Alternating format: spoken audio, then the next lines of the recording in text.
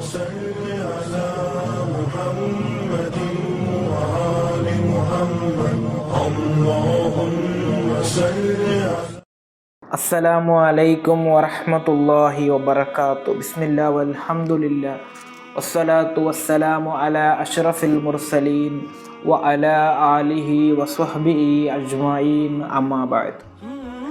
ನಿಮ್ಮ ಈ ಸ್ವಭಾವ ಪ್ರವಾದಿ ಸಲ್ಲಲ್ಲಾಹು ಅಲೈಹಿ ವಸಲ್ಲಮರಿಗೆ ಇಷ್ಟ ಇಲ್ಲ.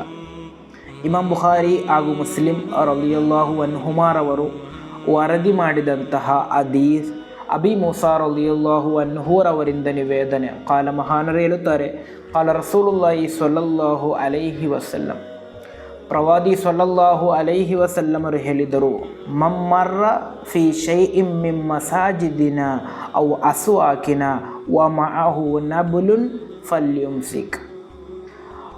ಯಾವುದೇ ಓರ್ವ ವಿಶ್ವಾಸಿ ಅಂಗಡಿಗಳ ಎಡೆಯಲ್ಲಿ ಅಥವಾ ಮಸೀದಿಗಳ ಮುಂದೆ ನಡೆದುಕೊಂಡು ಹೋಗುವಂತಹ ಸಂದರ್ಭದಲ್ಲಿ ಆತನ ಕೈಯಲ್ಲಿ ಆಯುಧವಿದೆ, ಹಾಗಾದರೆ ಅವು ಲಯಕಬಿಲ್ ಅಲ ನಿಸಾಲಿಹ ಬಿಕಫಿಹಿ, ಖಂಡಿತವಾಗಿಯೂ ಅದರ ಚೂಪಾದಂತಹ ಹರಿತವಾದಂತಹ ಭಾಗವನ್ನು ಆತನ ಕೈಯಿಂದ ಹಿಡಿದುಕೊಳ್ಳಲಿ.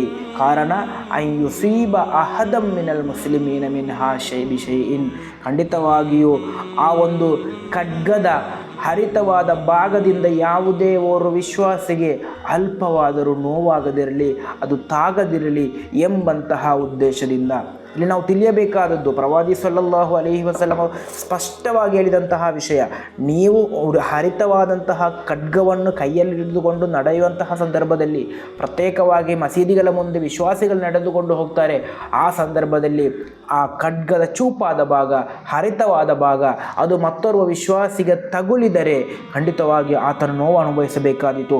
ಆದ್ದರಿಂದ ಅದನ್ನು ನಿಮ್ಮ ಕೈಯಿಂದ ನೀವು ಹಿಡಿದುಕೊಂಡು ನಡೆಯಿರಿ ಎಂದು ಇಲ್ಲಿ ನಾವು ತಿಳಿಯಬೇಕಾದದ್ದು. ನಮ್ಮ ಕಾರಣದಿಂದಾಗಿ ಯಾವುದೇ ಓರ್ವ ವಿಶ್ವಾಸಿಗೆ ನೋವಾಗದಂತೆ ನಾವು ನಡೆದುಕೊಳ್ಬೇಕು.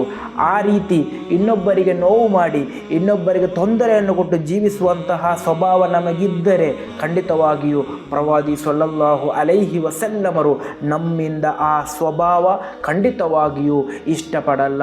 ಇನ್ನು ಮುಂದಾದರೂ ಜೀವನದಲ್ಲಿ ಇನ್ನೊಬ್ಬರಿಗೆ ನೋವು ನೀಡದೆ, ಇನ್ನೊಬ್ಬ ವಿಶ್ವಾಸಿಗೆ ತೊಂದರೆಯನ್ನು ನೀಡದೆ ಜೀವಿಸಲು ನಾವು ಪ್ರಯತ್ನಿಸಬೇಕು. ಅಲ್ಲಾಹನ ತೌಫೀಕ್ ನೀಡಿ ಅನುಗ್ರಹಿಸಲಿ. ಅಸ್ಸಲಾಮು ಅಲೈಕುಂ ವರಹಮತುಲ್ಲಾಹಿ ವಬರಕಾತು.